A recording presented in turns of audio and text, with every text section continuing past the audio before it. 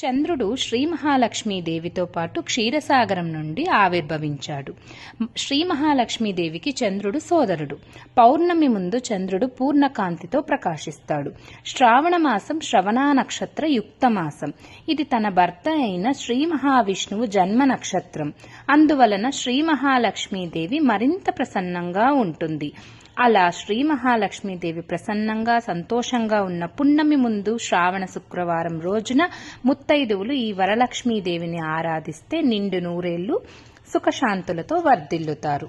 ఉత్తరాయణం దక్షిణాయనానికి మధ్యస్థంగా శ్రావణ మాసం వస్తుంది. ఇది వర్షాకాలం, పంటలు పండే కాలం. వర్షాలకు గ్రామాల్లోని చెత్తా చెదారం కొట్టుకుపోయి సమీపంలోని చెరువుల్లో చేరుతాయి.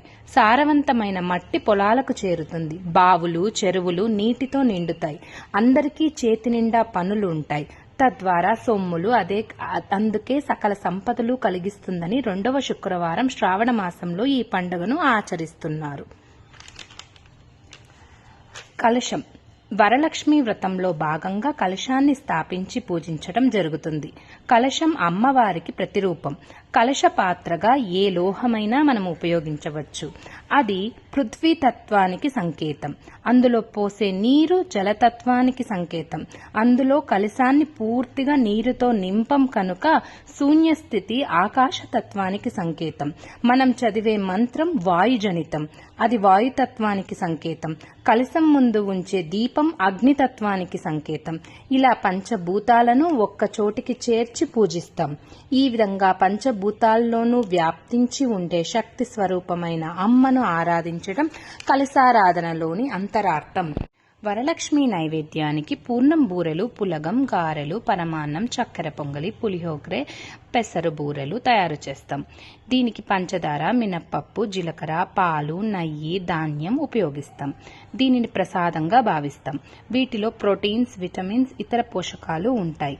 ఇటువంటి ఆహారం అనారోగ్యానికి దరిచేరదు. పూజకు ఉపయోగించే పత్రి శరీరానికి ఉపకరిస్తాయి.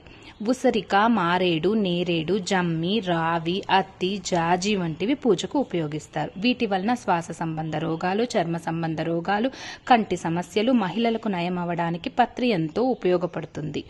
పుష్పాలలో మొగలి పువ్వులను, మల్లెలను వినియోగిస్తారు.